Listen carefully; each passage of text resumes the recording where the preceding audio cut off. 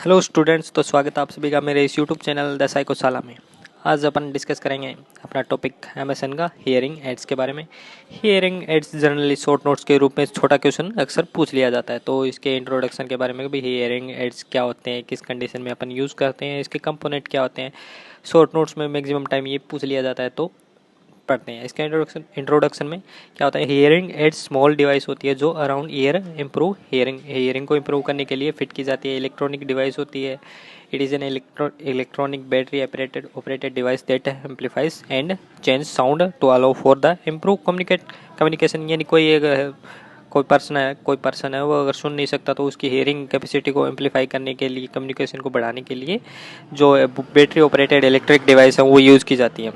अब आते हैं इसके इंडिकेशन में। हियरिंग लॉस में इसको यूज़ किया जाता है। और हियरिंग एड्स के जो कंपोनेंट होते हैं वो क्या क्या होते हैं, अब इसके बारे में डिस्कस करते हैं। इसके मेनली 5 कंपोनेंट होते हैं। माइक्रोफोन होता है, एम्पलीफायर होता है, रिसीवर होता है, बैटरी होती है और ईयर मोल्ड्स होता है। माइक्रोफोन क्या काम करता है, माइक्रोफोन साउंड को रिसीव करता है और कन्वर्ट करता है इसको इलेक्ट्रिकल इम्पल्स में।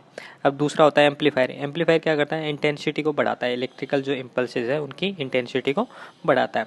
फिर आता है रिसीवर। रिसीवर क्या होता है, translate electrical impulses into louder sound.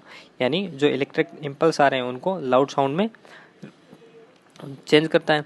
Battery एक पावर सोर्स के रूप में काम करती है। ईयर मोल्ड्स होता है directly flow of sound into year and enhance sound quality को बढ़ाता है। ये है हियरिंग एड्स के कंपोनेंट। अब आते हैं इसके टाइप क्या क्या होते हैं। हियरिंग एड्स के टाइप क्या होते हैं, पॉकेट मॉडल टाइप का होता है, बिहाइंड द ईयर होता है, इन द ईयर होता है, इन द ईयर कैनाल होता है, स्पेक्टिकल टाइप होता है, रिमोट माइक्रोफोन होता है। अब पॉकेट मॉडल क्या होता है कि छोटा सा होता है जो पॉकेट में फिट हो जाता है। One in pocket at chest level पे फिट हो जाता है। Cord transmit electrical output to receiver which convert signal into sound. Electrical output होता है जो रिसीवर ग्राइंड करता है और सिग्नल आउट करता है। बिहाइंड द ईयर, ये कान के पीछे लगाई जाने वाली एक छोटी सी डिवाइस होती है। वन बिहाइंड द ईयर, कान के पीछे पहनी जाती है, connected to plastic ear mould that fits inside outer ear. Outer ear में एक छोटा सा ईयर मोल्ड होता है, उसको फिट कर दिया जाता है। Sound travel from aid through ear mould into ear, और इस तरीके से साउंड का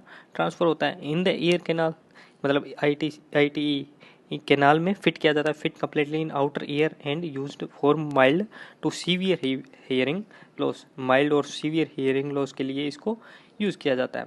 it can damage by earwax, ear drainage. Earwax या ईयर ड्रेनेज की वजह से ये डैमेज भी हो सकता है या ख़राब हो सकता है। In the canal ITC fit the size and shape ear canal and used for mild moderately hearing loss. उसी कैनाल के साइज़ का होता है जिस साइज़ की कैनाल होती है। इसमें क्या होता है, small one piece hearing old होता है, स्लाइटली विजिबल इन ईयर, छोटा सा कान में दिखता है थोड़ा सा। अब आता है स्पेक्टिकल टाइप में क्या होता है कि एक चश्मे की तरह होता है। They are incorporated within spectacle frame. Spectacle जो चश्मा होता है उसी में फिट कर दिया जाता है। Useful for who use glasses, जो लोग ग्लासेस यूज़ करते हैं उनके लिए ये यूजफुल होता है। रिमोट माइक्रोफोन होता है, combine advantage of BTE behind the year and in the year model type का होता है, वर्चुअली इनविजिबल होता है। अब आते हैं core and maintenance of hearing aids. Hearing aids के क्या क्या उसका कैसे मेंटेन करना होता है।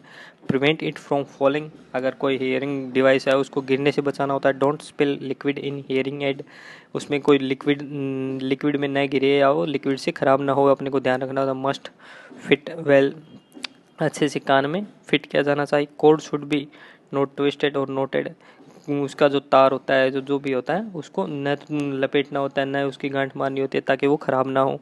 प्रोटेक्ट इट फ्रॉम डस्ट से अपने को बचाना होता है। Remove battery from hearing aid when it not use, जब इसका यूज़ में नहीं लिया जा रहा हो तो इसकी बैटरी को निकाल देना चाहिए। Receiver should not come in contact with water, जो रिसीवर है वो वाटर के कॉन्टेक्ट में नहीं आना चाहिए। तो ये थे अपने हियरिंग एड्स जनरली जो एग्जाम में शॉर्ट नोट्स के रूप में क्वेश्चन पूछा जा सकता है। Thank you.